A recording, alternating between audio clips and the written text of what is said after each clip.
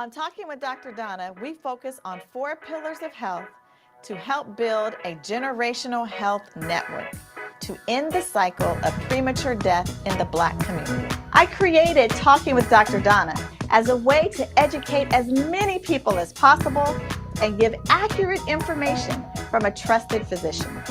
Go to Talking with Dr. Donna and get accurate information. And then share that information with your family and friends. And if you like what you see, like my channel and subscribe. Remember, every Thursday, keep your appointment with Dr. Donna. Hey, good morning, good evening. Welcome to Talking with Dr. Donna. Thank you so much for keeping your appointment tonight. We have a great show for you, great guest, Dr. Kim Rhoads, who is absolutely probably the smartest person that I know. So we want to definitely make sure that you tune in and hear from Dr. Rhoads tonight about what we're talking about. If this is your first time keeping your appointment with Dr. Donna, thank you so much for keeping your appointment tonight. You have an appointment with the doctor every Thursday at 6:30 p.m. Our goal here on Talking with Dr. Donna is to build a generational health network. And that means that we are focusing on 4 pillars of health. And with those 4 pillars of health, we're going to help to end the cycle of premature death in the Black communities here in America and across the diaspora. Well, you might be saying to yourself, well, what exactly are those 4 pillars of health, Dr. Donna? I'm so glad you asked because I want you to know so much more about generational health. So watch this video to learn a little bit more about the generational health network that we're building.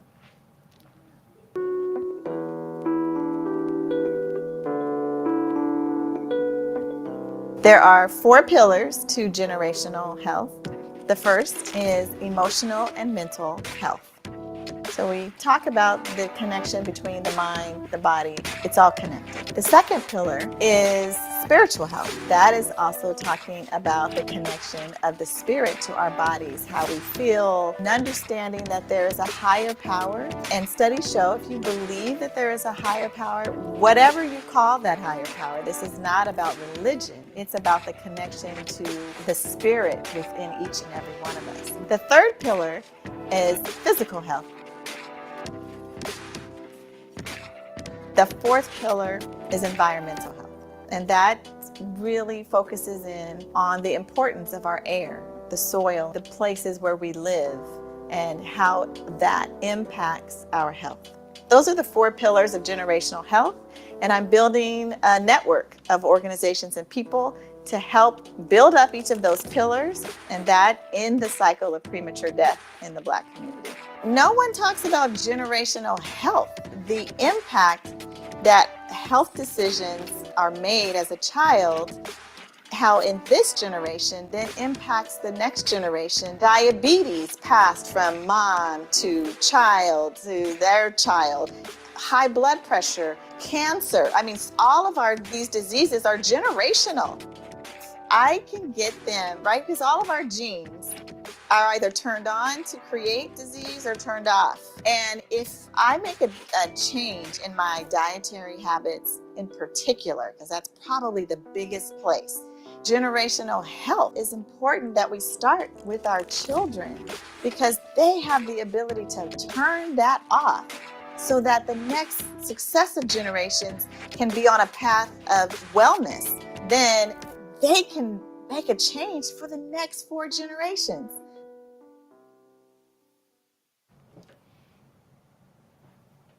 All right, so now you know what we're doing here on Talking with Dr. Donna. Our goal is to build a generational health network that you can be a part of. Every time you keep your appointment with Dr. Donna, you are becoming a part of the generational health network.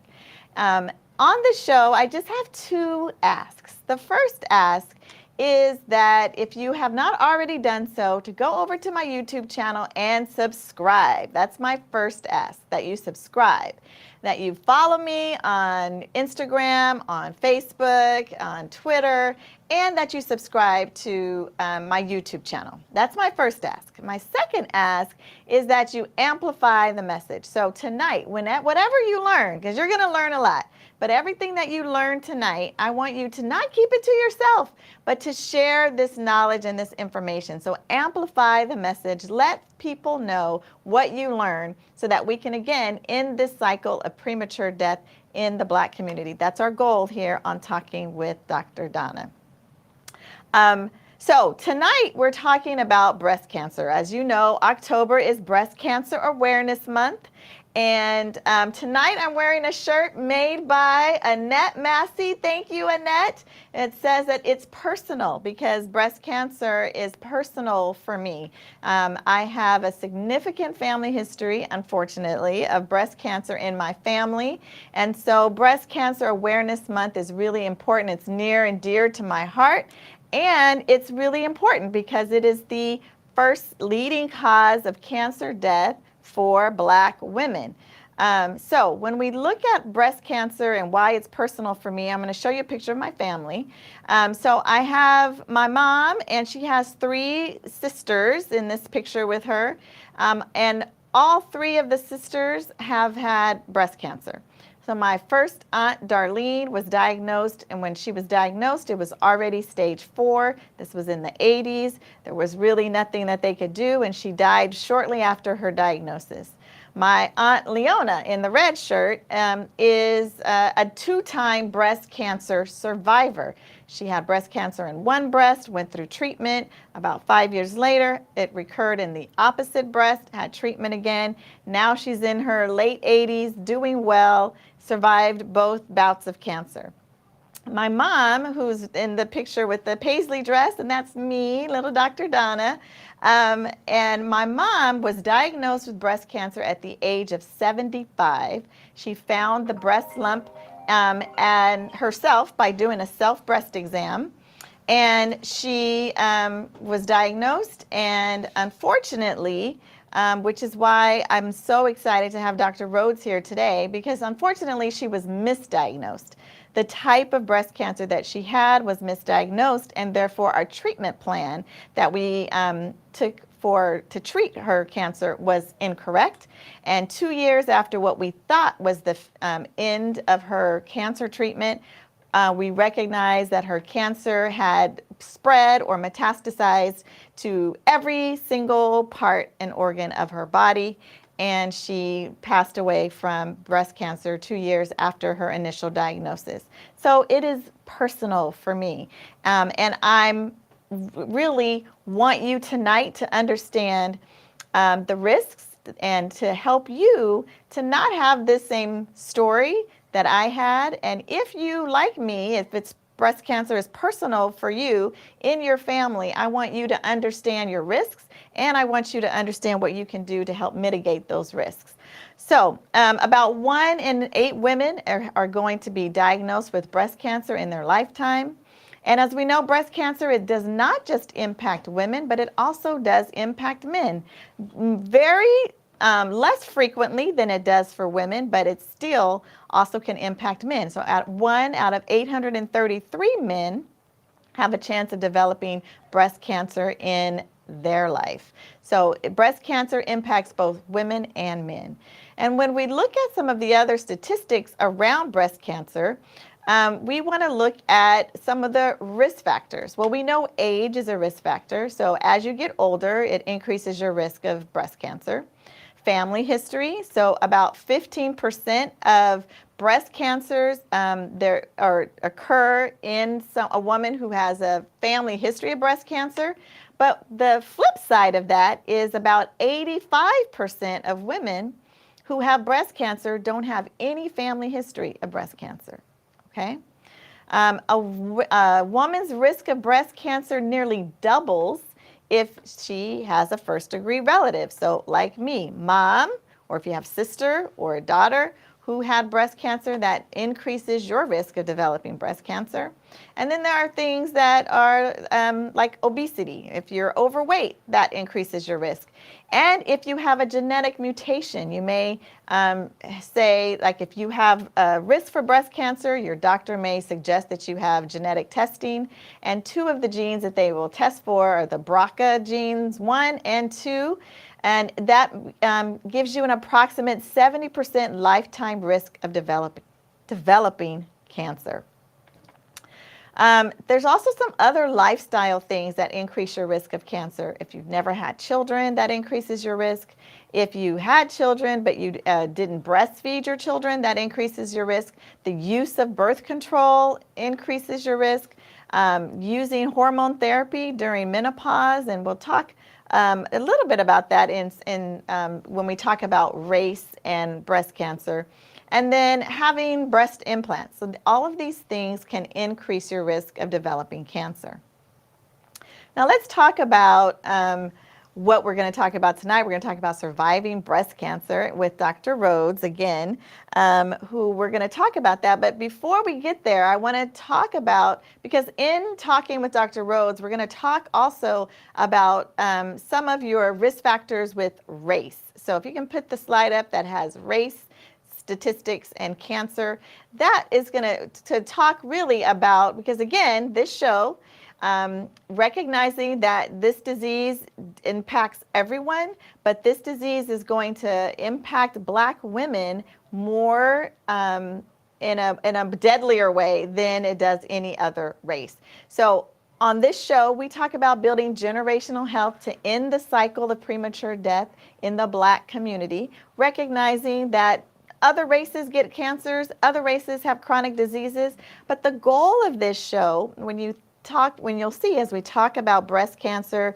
we talk about COVID, we talk about so many other chronic diseases, African Americans are at the top of the list of who is dying from these different diseases. So that's why this show is specifically and purposefully talking about the impacts of breast cancer on Black folks. And most of the things that we talk about specifically is dealing with the risk factors for Black folks, okay? So let's talk about some cancer statistics and race. So Black women are more likely to die from breast cancer than any other racial group, okay? Again, that's why we talk about that on this show. That's why our impacts and our emphasis is on Black women. About 1 in 5 Black women are diagnosed with what's called a triple negative breast cancer. That means there's different hormonal receptors in your breast that they look at for breast cancer, and Black women most often have negative for those hormones, and that is important when it comes down to treatment. My mom was a triple negative. My cousin, who also has breast cancer, and has just finished treatment, was a triple negative. So 1 in 5 women are going to be triple negative. Breast cancer is the leading cause of cancer death in the United States for Black and Hispanic women. And it is the second leading cause of death for women who are Asian, Pacific Islander, Alaskan Native women.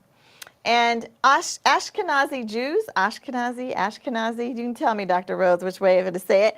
Women have a higher risk of breast cancer because they tend to have that BRCA mutation. And you might say to yourself, why are you talking about Ashkenazi Jews? So, well, you know, we are mixed with a lot of different things. And so I was surprised to find out that I actually am a carrier of another disease called cystic fibrosis. And there's 2 different mutations of that cystic fibrosis gene. There's one mutation that's more common in African Americans, and there's another mutation that's more common in Ashkenazi Jews. Well, I actually have the mutation that's more common in Ashkenazi Jews, which means that you, Black folks, may also have some lineage within Ashkenazi Jews that you may not even be aware of. So that's why I'm mentioning that tonight. So We need to talk about breast cancer. We need to talk about what we can do to survive breast cancer should you be diagnosed with breast cancer. And that's why I'm excited to have our guest on the show tonight. So let me introduce you. Some of you have already been introduced to Dr. Rhoads. She's been a guest on Talking with Dr. Donna before. She's a part of our Generational Health Network, and she does fantastic work both in her job at UCSF and also within the community as being the founder of Umoja Health. If you came and got your vaccine from us, that was Umoja Health. If you came and got your colon cancer screening, that was Umoja Health. So Umoja Health is doing great work in the community.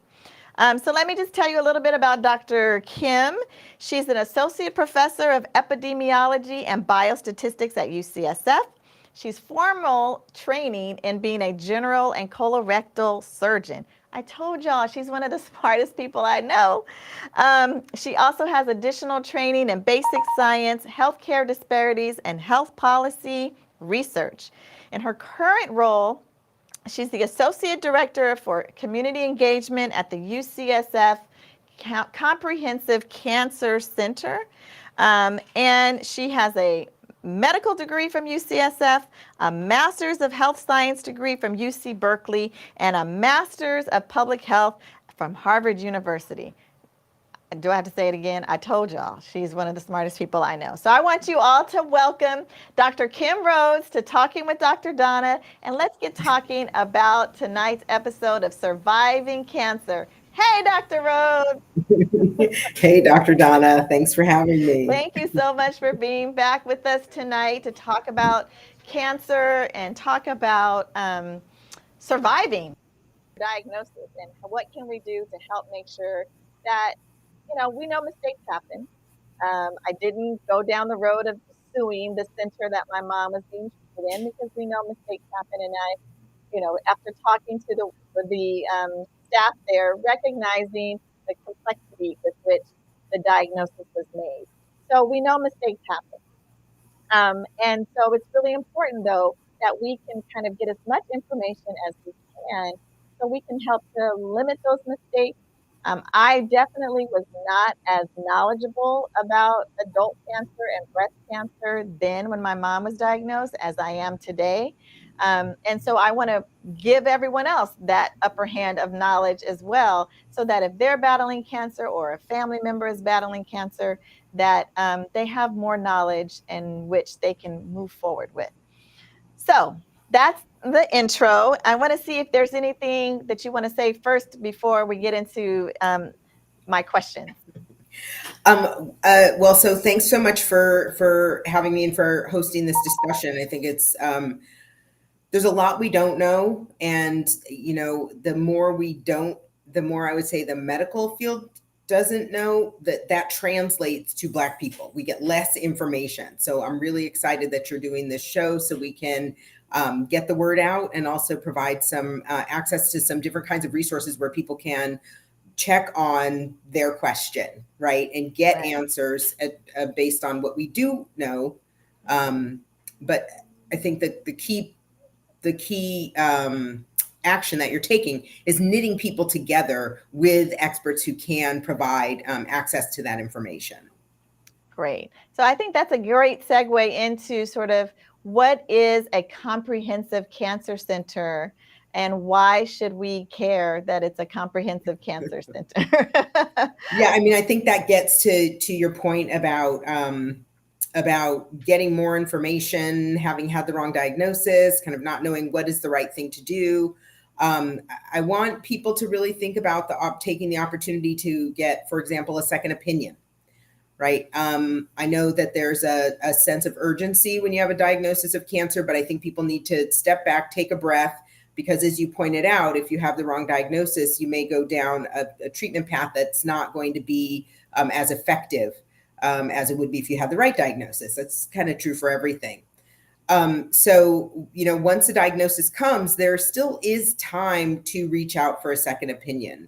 And I really would encourage people not to feel like they shouldn't get a second opinion or that they're going to offend their doctors. because the reality is it's your life. And so you need to do the best you can in terms of getting the best information. Comprehensive cancer centers are centers that the National Cancer Institute, so that's part of the NIH, which is our federal funding, that's your tax dollars at work, deem these centers to have the right components to be what's called comprehensive. And those components include having the right research in all aspects of cancer, from looking at cells to studying how drugs work in people. Those centers also have care for all different types of cancers, and that care is coordinated. So if you need a surgeon and you need an oncologist and you need radiation, they're all there in the same place. All NCI comprehensive cancer centers have all of that. In addition to that, there's a requirement by the National Cancer Institute to make sure that the cancer center is engaging with the community that it claims in what's called its catchment area, which is usually where most of the patients come to that center from. At UCSF, we have a 25 county catchment area. It includes Alameda County. It is our closest sister county. It's where we do, I would say, the majority of our work. And then it also has to have diversity, equity, and inclusion as a focus. And it also has to have education of the trainees and of young people who are interested in careers and pathways in cancer research and cancer care delivery. So all of those things have to come together in order to be comprehensive. And what that means is you're really getting everybody looking at, in terms of treatment, everybody looking at the tumor from multiple different directions. So you're getting all of these inputs that then get coordinated into what is the correct pathway in terms of treatment. Awesome. And so when you're talking about the Comprehensive Cancer Center, I have a slide here about what makes it comprehensive, and you've touched on that, right? Is that it has multiple specialists within that cancer center. So where are there comprehensive cancer centers located here in the Bay Area? Yeah, sure. So around the country, there are 72 comprehensive cancer centers across 37 states. So every state doesn't have a comprehensive cancer center. I think that's a really important key point for us to think about as a country.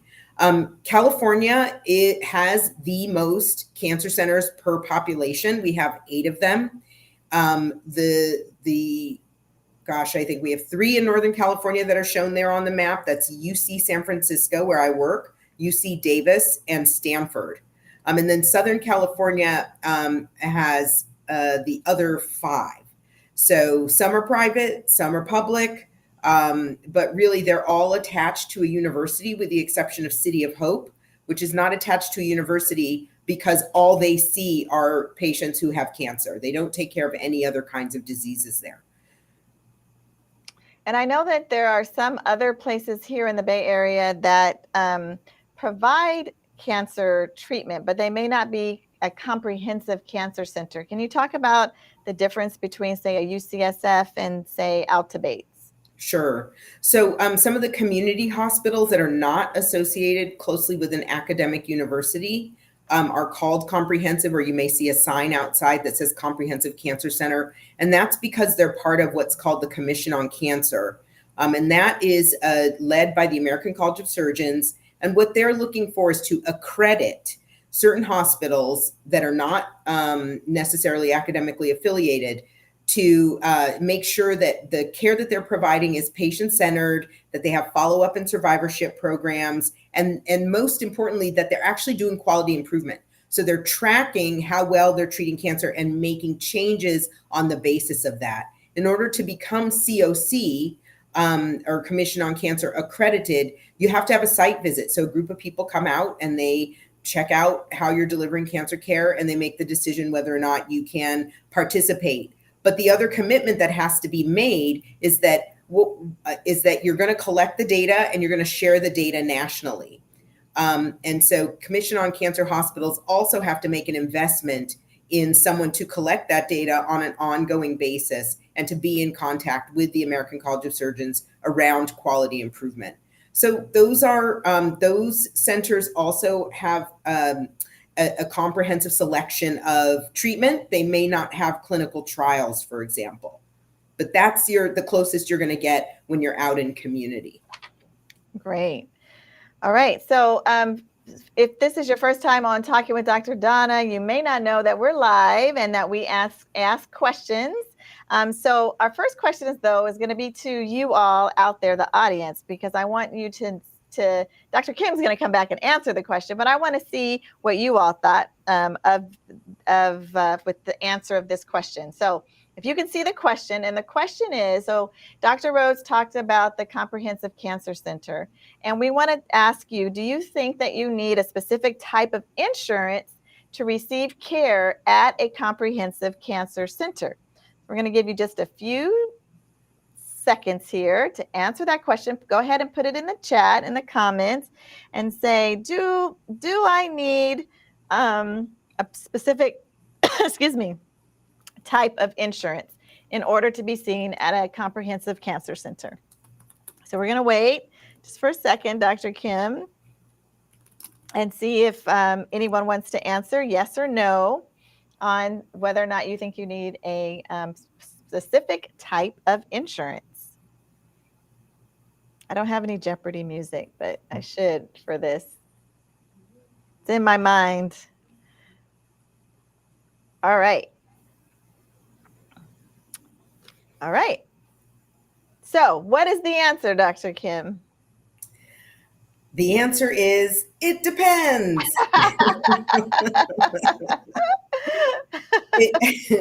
Unfortunately, with our fragmented healthcare system, it really depends on which university hospital that cancer center is affiliated with.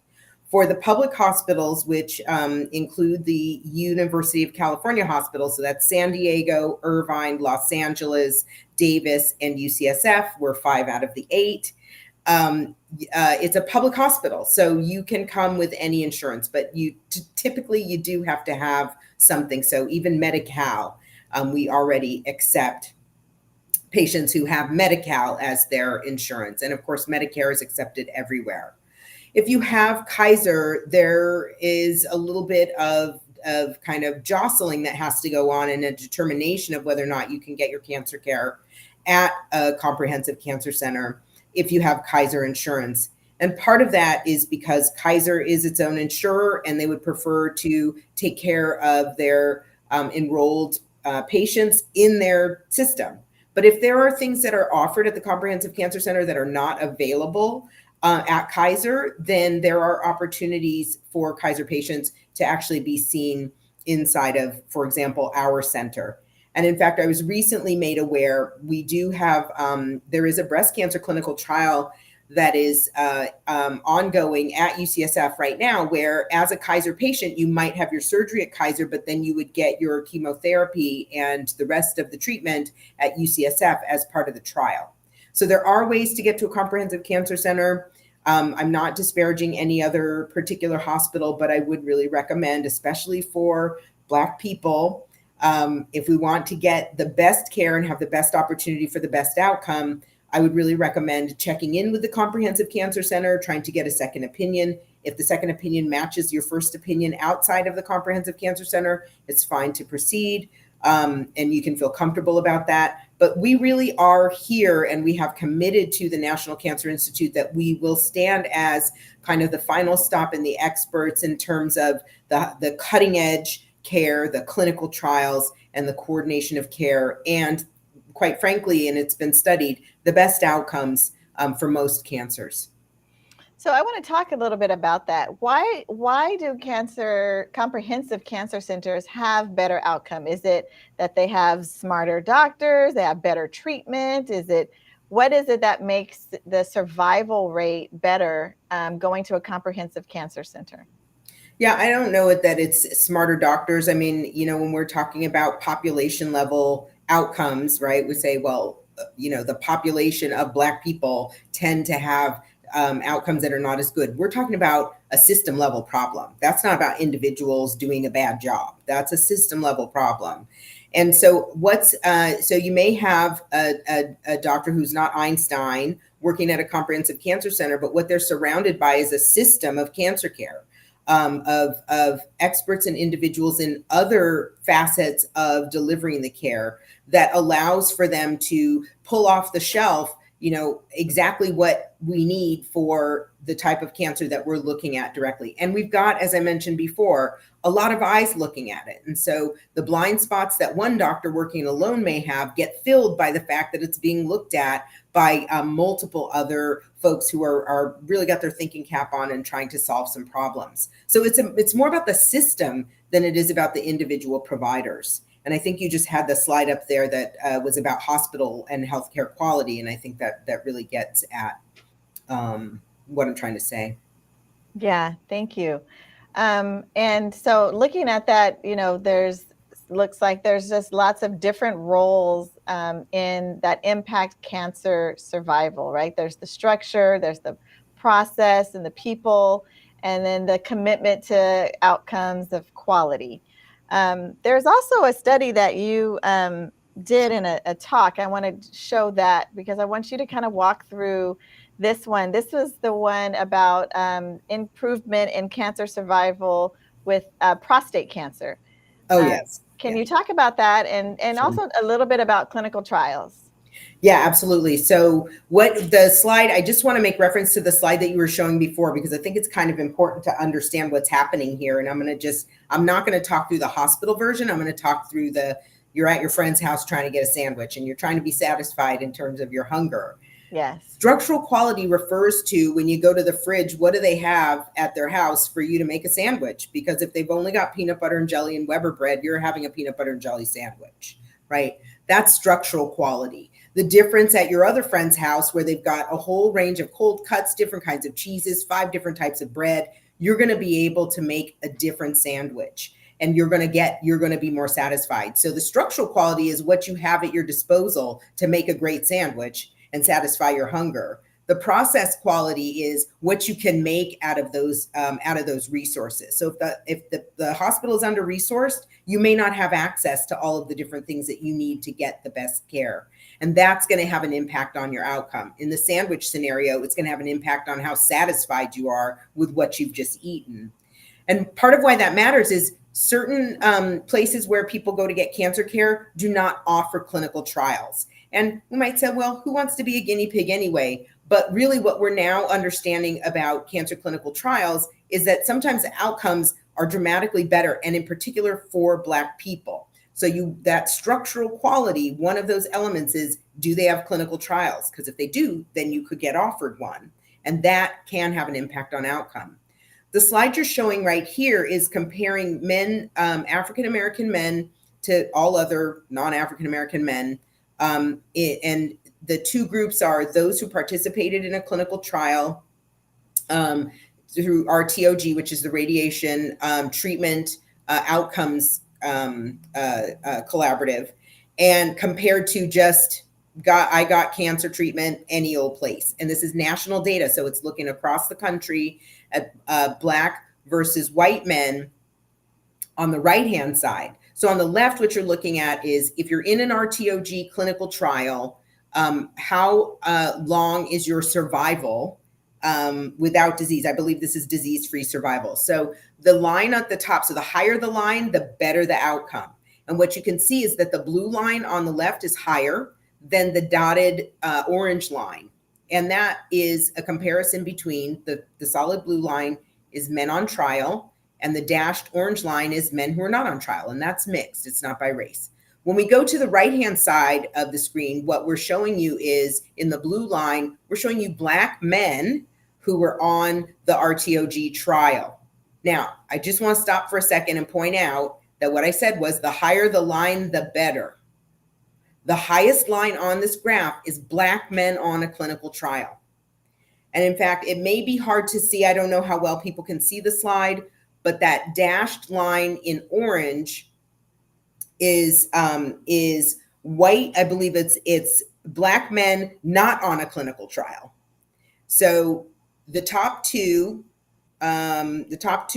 line is Black men on the clinical trial. The next line down is Black men who are not on a clinical trial. And then you see that yellow line interrupting everything. That yellow line is non-Black person on a clinical trial. And that's compared to the purple line below it, which is non-Black men general cancer treatment. So what you can see is when you compare between being on a trial and not being on a trial, the men who are on the trial do better. And when you look at Black men on the trial, they do better than white men not on trial. So I'm going to say it again. Black men having better outcomes in cancer than white men. And the key was participating in a clinical trial. Can you talk a little bit about clinical trial and why they would make such a difference? Is it the drugs that they're on? What is it that about clinical trials? Because like you said, so many of us, especially in the Black community, are very nervous about clinical trials. And we always feel like, oh, well, yeah, we're guinea pigs. This is medicine that's never been studied. They're going to give it to me. Or if I don't get it, then I'm not going to get any treatment, and it's going to be bad for me. So talk a little bit about the benefits of a clinical trial that we can see from this particular study, but for others who may be offered a clinical trial and be nervous about enrolling. Sure. Yeah. I think one of the good things that I, being in the cancer field, that I can say is we can't give you a sugar pill. There are no cancer clinical trials. If there is a known treatment for that cancer, you cannot be given a sugar pill as part of a clinical trial. So that's very important to understand, because it's the foundation, I believe, of why Black people do better on trial than off trial. And the reason is because if you're on a trial, that means that at the end of the trial, the data is going to be analyzed. And when we analyze the data, we want to make sure that we're analyzing it in a way that says, like, we know what each person received, because we're trying to compare, is one thing better than another in terms of treatment. So what happens if you are on a trial and you don't know if you're getting the advanced, the innovative drug or the standard of care, but you're always getting standard of care? The scientists running the trial do not want you to deviate from the protocol. They need you to stay exactly on the protocol that you were assigned to. Because if you fall off of the protocol and your outcome is worse, when they go to do the data analysis, they have to do the analysis as if you got the treatment. And that will make their data worse. So even though the motivation is not really about us as people, the agenda that the researcher wants, really good data, means that you're going to get good care. So whether it's standard of care or it's the experimental drug, really what someone is going to be making sure, and that usually is the clinical research coordinator, they're going to be making sure that you make it to your appointments, that you get some support if you can't, that you get a phone call. So what you're actually getting is guaranteed standard of care if you join a cancer clinical trial where there is a known standard treatment. And I believe that's why Black patients do better on clinical trials than off, because somebody's actually paying attention to whether or not you get everything you're supposed to get for the diagnosis and cancer that you have. Doesn't matter the motivation as long as it happens, right? Yeah, we want the outcome. I mean, if we have to subvert the system in order to get it, then that's what we have to do. But understanding that whose agenda is really at play here, and it really is the investigator wanting high quality data, means that you're going to get everything that you're supposed to get. Yeah, great. Well, I like that you said in the very beginning about taking a pause, taking a deep breath, and getting that second opinion. How do you look for that second opinion? What are some of the things that people should kind of look for? Yeah, well, one of the things that I love about Umoja, being a coalition, is that it's a network full of people with lots of expertise and connections. And we know that the folks, the demographics who are in positions of power and who control kind of what our world looks like, they do it through networking. They do it through favors and friendships and relationships. So what I love about Umoja is you are anywhere within Umoja, you're 6 degrees of separation from a pediatrician. That's you. From someone like myself who's just kind of flitting around and trying to be in everybody's business and make as many connections as possible. And a Dr. Noha, who is just a fierce, advocate in primary care. So what I would recommend is that you dip into the network. They're like, I need a second opinion on whatever it is, right? So that network reaches to us to figure out how we're going to get you to a second opinion. I just recently discovered a group called the secondopinion.org. They do absolutely free second opinions. They are 100% came into being because of the of disparities and because of understanding that everybody doesn't necessarily get access to the best information the first time around. And so they do provide a comprehensive, they do a tumor board. They have volunteer doctors who are willing to look through all of the materials and not charge the patient, which is important. Sometimes the second opinion costs money because the pathology, it's usually the pathology, which means after the biopsy, what gets looked at under the microscope gets made into slides. Those slides get shared to the second opinion, and usually the pathologist wants to charge for the service of looking at those slides again. So the secondopinion.org does all of this work for free. So I would check out their website. That's one place.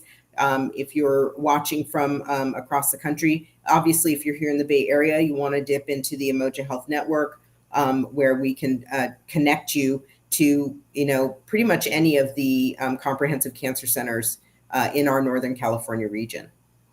Wow, great. That's awesome. Again, have knowledge is power. If I wish I'd had this type of information when I was going through this cancer journey with my mom, having a second opinion, recognizing who you can kind of tap into and talk to is so important. And that's why it's so great being a part of the Generational Health Network. It's a network. That's the right. Moja Health, it's a networking. I want to just take a step back and just ask about some screening recommendations. Sure. Because I know that we hear a lot about when you should screen and when you should stop screening, what type of screening should we get, how often. Can you just talk a little bit about what are the latest recommendations for breast cancer screening?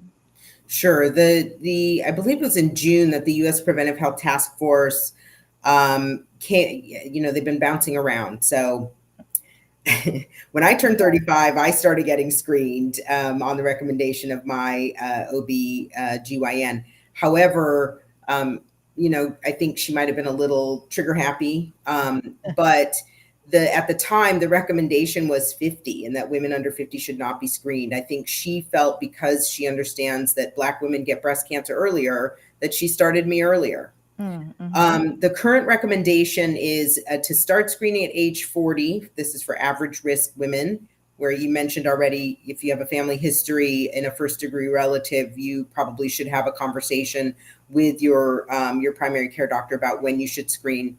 But screening now recommended to start at age 40 and to stop at age 74. The screening modality is still recommended as mammogram once a year.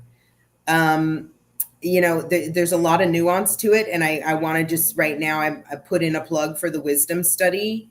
And I believe that's at the wisdomstudy.org. And the reason I'm raising this is because what they're trying to do is figure out the right screening pattern for every woman. And the reason this comes up is because you had mentioned triple negative breast cancer in Black women.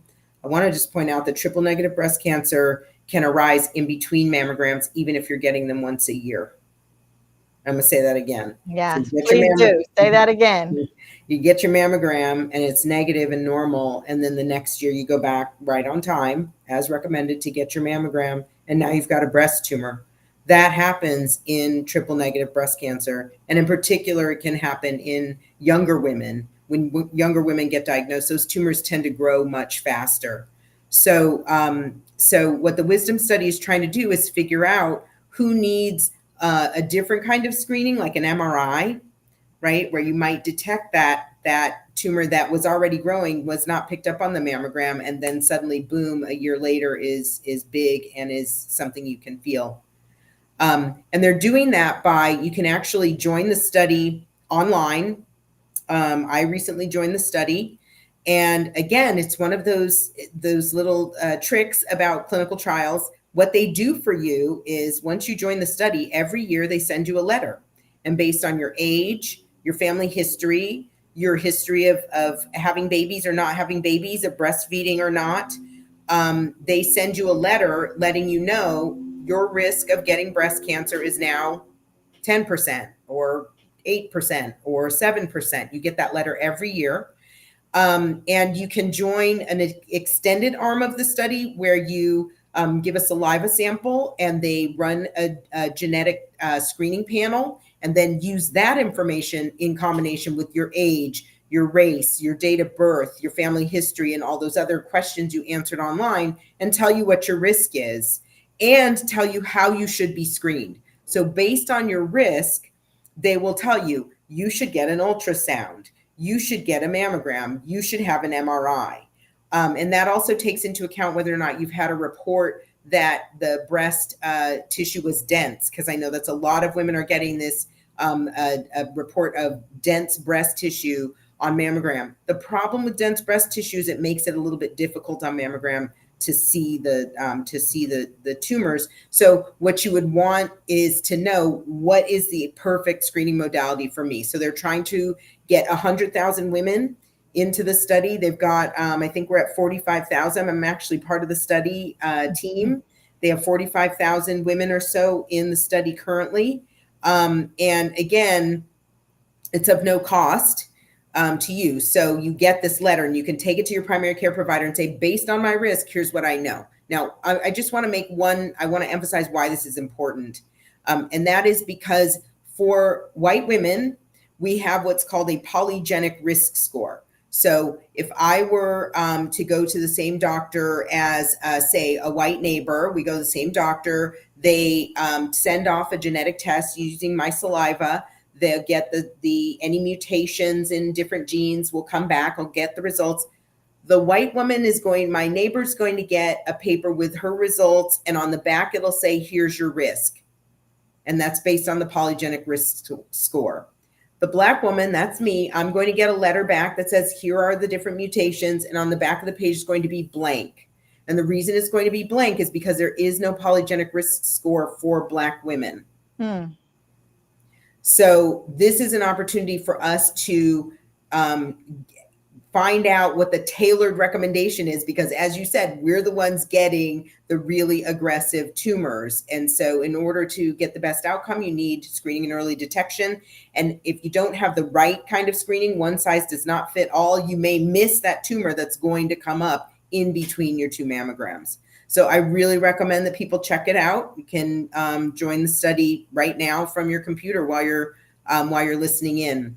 But the goal then is not to tell everybody, okay, 40 to 74, right? Because now there are papers that have just been published showing that Black women are more likely to get a breast tumor in their 40s than in their 50s, whereas the distribution for Black women for white women is after 50. So there are differences in how we're presenting. We need different screening approaches to make sure that our cancers get detected early.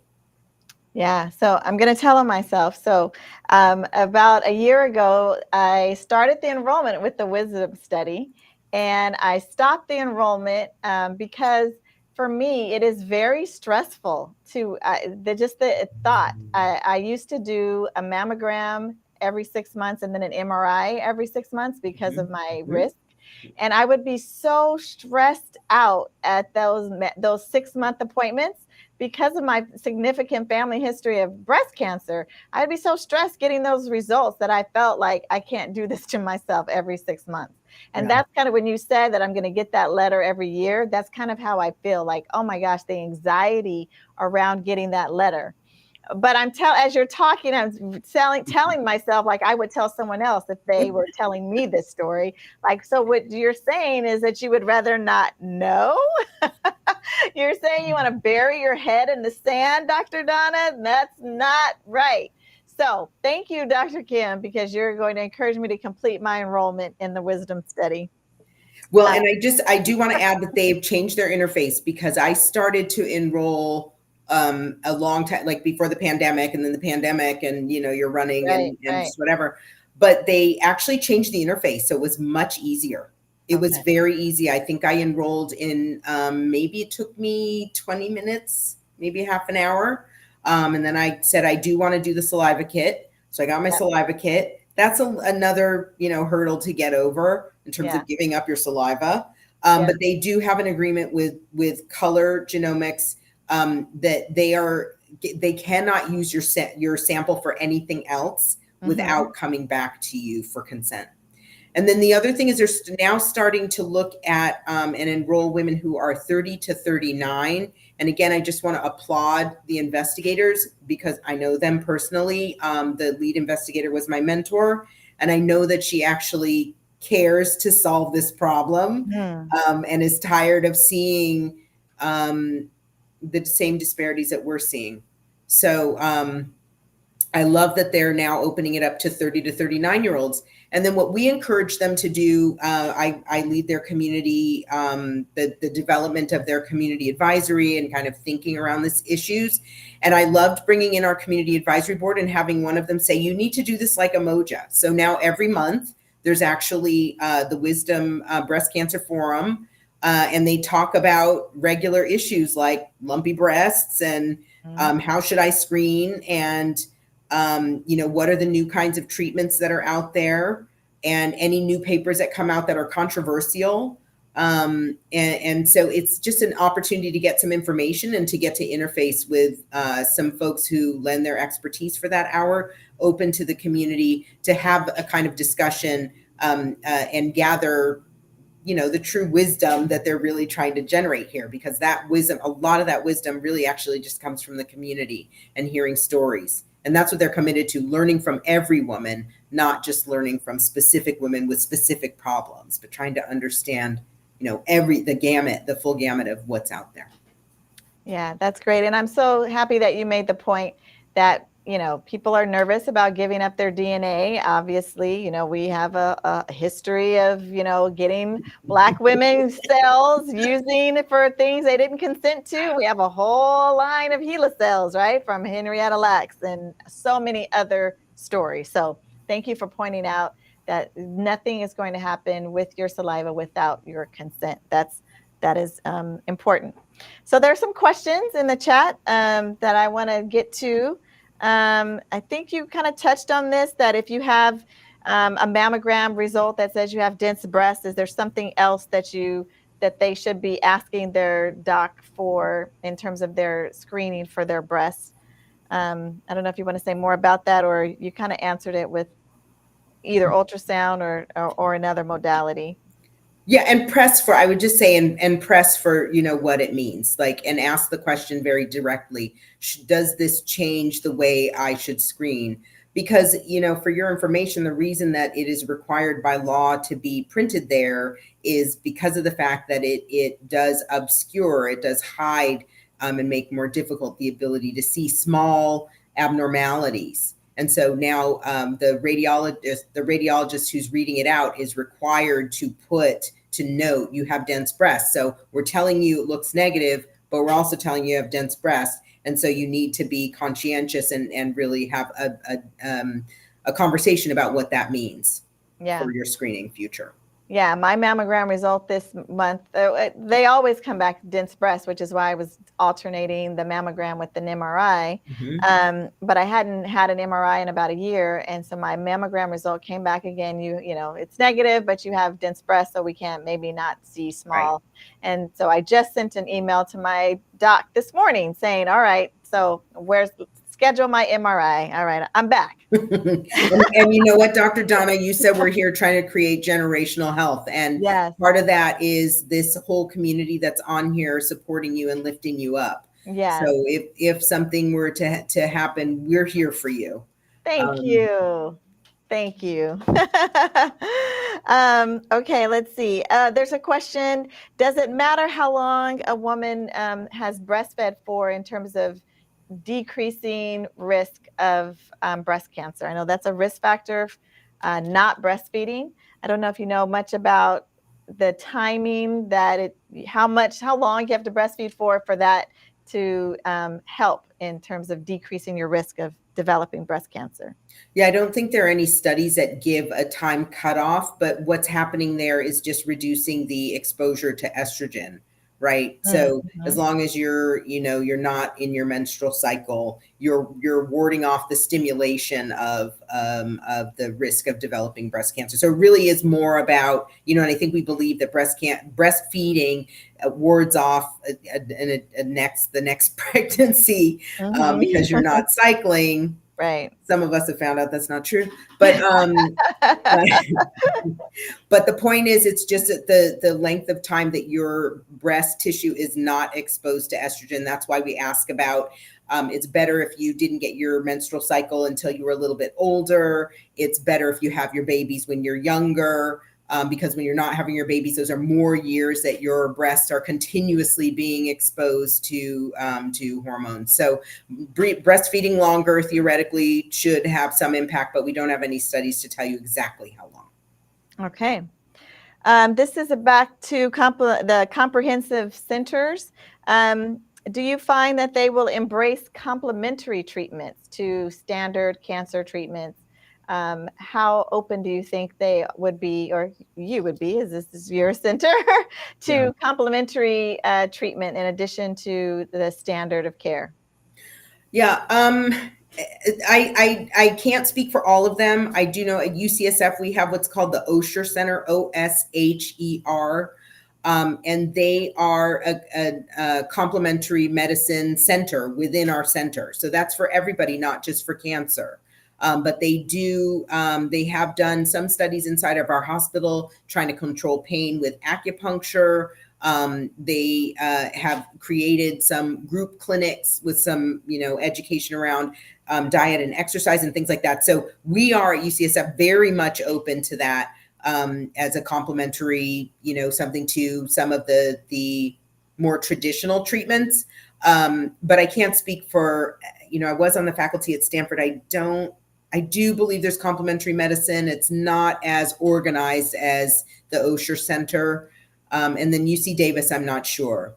But yes, for metastatic breast cancer, if there are no clinical trials, and really the goal is comfort and quality of life, yes, absolutely, there is an openness to that. And in fact, I think having that committed center really attests to not only do we believe in it and say, okay, yeah, you can just do it, but we can make recommendations for you as well.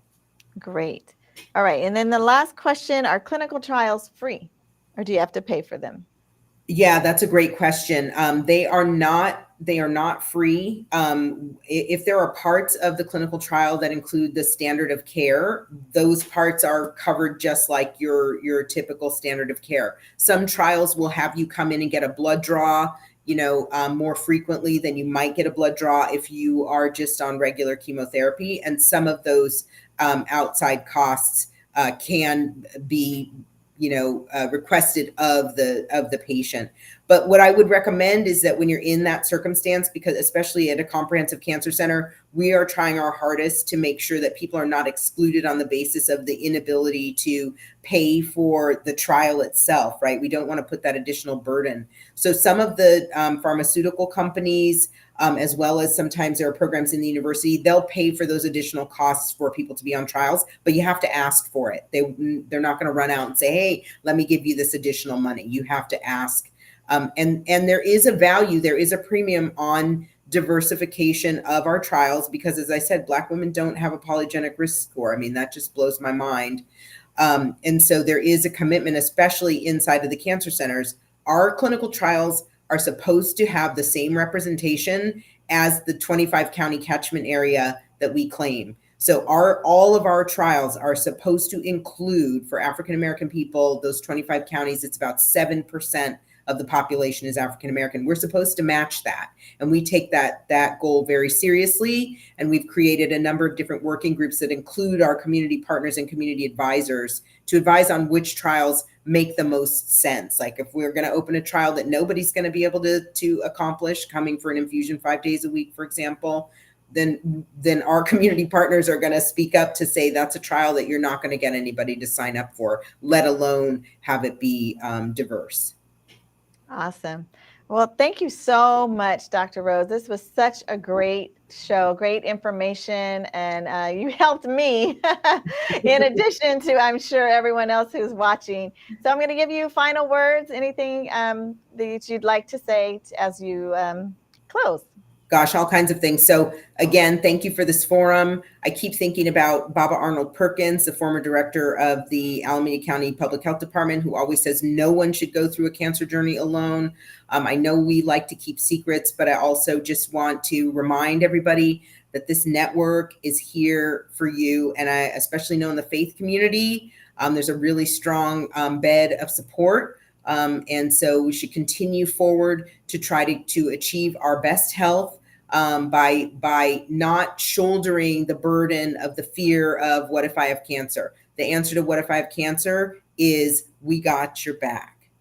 Yes. Yes. Thank you, Dr. Rhoads. Thank you so much. Thank you so much. Thank you. I really appreciate you being a part of the Generational Health Network. I appreciate all the work that you do in the community and at UCSF. And I thank you for just being my friend. So thank you. Have a good night. All right. You too. Bye-bye. All right. Bye-bye. All right, so we're going to skip to food of the month because I know we had a lot of information and we gave a lot tonight. So I'm just going to make sure that we talk about our food of the month. I hope that if you missed any part of what Dr. Rhoads said, that you wait for this to post on YouTube and go back and listen to it. Take notes, write it down because you got some nuggets tonight. So our food of the month, as you know, the Breast Cancer Awareness Month, we've been doing pink foods all month. And so this week, we're going to highlight pomegranates. That is our food of this week, our pomegranate fruit. We had Caracar oranges, we've done beets, now we're at pomegranates. So some of the health benefits of pomegranates, they are anti-inflammatory. Most of these foods that are colorful are anti-inflammatory. That means that it's going to decrease your risk of cancer, decrease your risk of heart disease, decrease your risk of diabetes, all of those things. They do urinary health support, elevate your endurance, help you to fight off different bacteria, help to improve your memory, and help with your gut. So pomegranates. If you have a choice between eating the pomegranate and drinking the pomegranate, like in pomegranate juice, I'm going to encourage you to eat the fruit. Less calories, less sugar, eat the fruit. But if you're going to drink pomegranate juice, try not to do the kind that has a whole lot of sugar in it because you're counterbalancing the benefits of pomegranates by drinking sugar-laden pomegranate juice. So hopefully you get some pomegranates in your diet this week. All right, once again, thank you for keeping your appointment with Dr. Donna. So many different ways in which you can connect with me on Facebook, on Instagram. I want to remind you that we have a challenge going on. Last week's episode, we talked about, are you ready? Do you have an emergency kit prepared? Unfortunately, last week we had an earthquake that just kind of drove home the point of the importance of having an emergency kit. So our challenge is creating and building your emergency kit. I want you to build it, take a picture, post it on my Facebook or Instagram page. Everybody who posts a picture of your ready, prepared emergency kit, we're going to enter you into a raffle for a great prize. So take your pictures, post it, get your kits ready. All right. Again, if you are not a subscriber to my YouTube channel, that's my only other ask is 1, subscribe to the YouTube channel, 2, share the information that you learned tonight with your networks. All right. Thank you for keeping your appointment. You have an appointment every Thursday at 6:30 p.m. with the doctor. Until next week, take good care of yourself. Make sure you're getting those screening mammograms. Make sure if you're dense breast like Dr. Donna, you're going to go do that extra test. And if you're interested in joining the Wisdom Study, go to our YouTube channel and get the link on how to join the Wisdom Study. Thank you so much for keeping your appointment. God bless you. Take care, good care of yourself and your families. On Talking with Dr. Donna, we focus on 4 pillars of health to help build a generational health network. to end the cycle of premature death in the Black community. I created Talking with Dr. Donna as a way to educate as many people as possible and give accurate information from a trusted physician. Go to Talking with Dr. Donna and get accurate information. And then share that information with your family and friends. And if you like what you see, like my channel and subscribe. Remember, every Thursday, keep your appointment